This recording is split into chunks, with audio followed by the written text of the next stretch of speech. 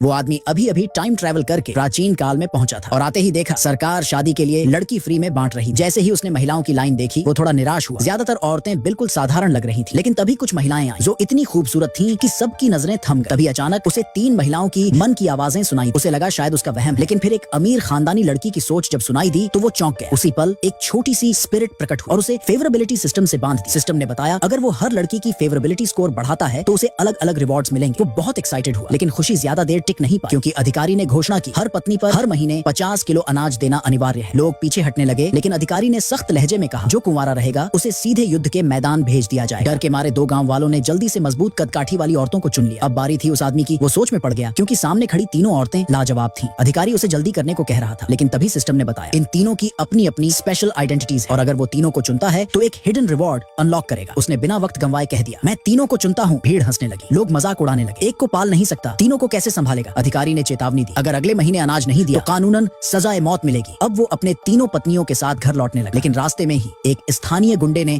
उसकी एक पत्नी को छेड़ने की कोशिश की। उस आदमी ने तुरंत अधिकारी को बुलाया और गुंडे पर इल्जाम लगाया ये आदमी देश की जनसंख्या बढ़ाने की योजना में बाधा डाल रहा है। अधिकारी ने गुंडे को डांटा तो वो घबरा कर बोला मैं तो बस मजाक कर रहा था। थोड़ी देर बाद वो आदमी तीनों पत्नियों को लेकर अपने घर पहुंचा, लेकिन जैसे ही उन्होंने घर देखा सभी के चेहरे उतर गए। जनरल की बेटी शक भरी निगाहों से उसे घूरने लगी। अमीर खानदान की लड़की सच में शुक्रगुजार क्योंकि उसे पता था अगर ये आदमी उसे न चुनता तो उसे सीधे सैन्य शिविर भेज दिया जाता। उसने वादा किया कि वो शांतिपूर्वक उसके साथ रहेगी, लेकिन राजकुमारी ने तो सीधे ताना मार दिया इस हालत में तो तू 3 दिन में भूखा मर जाएगा। तभी तीनों के पेट से एक साथ भूख की आवाजें आने लगी। आदमी भागकर कुछ पकाने गया, लेकिन जैसे ही उसने बर्तन खोला अंदर सिर्फ एक जंग लगा चम्मच था। उसने तुरंत सिस्टम को बुलाया और पॉइंट्स के बदले खाना मांगा। अगले ही पल उसके सामने इंस्टेंट नूडल्स का पहाड़ लग गया। वो खुशी से झूम उठा। उसने बड़े प्यार से सबको एक बड़ा बर्तन परोसा। सबसे पहले अमीर लड़की ने छका और कहा वाह इसका स्वाद तो कमाल का है। रात होते होते जब सब सोने की तैयारी कर रहे थे वो गुंडा दोबारा घर में घुसा। उसे पता था कि ये आदमी गरीब है, इसलिए उसने आधा बोरा सड़ा हुआ अनाज आगे रख दिया और बोला मुझे एक रात के लिए राजकुमारी चाहिए। और इससे पहले कि आदमी कुछ कहता गुंडे ने सड़ा हुआ अनाज जबरदस्ती उसके हाथ में थमाया और राजकुमारी को खींचने की कोशिश की। आदमी ने बिना समय गंवाए एक डंडा उठाया और सीधा गुंडे को जमीन पर गिरा दिया। अमीर लड़की की फेवरेबिलिटी सीधा 30 तक बढ़ गई, यहाँ तक कि जनरल की बेटी की भी 2 पॉइंट बढ़ गई। गुंडा गुस्से से पागल हो गया। उसने तुरंत अपने साथियों को बुलाया, लेकिन सबके सब जनरल की बेटी ने अकेले ही हरा दिया। अगले दिन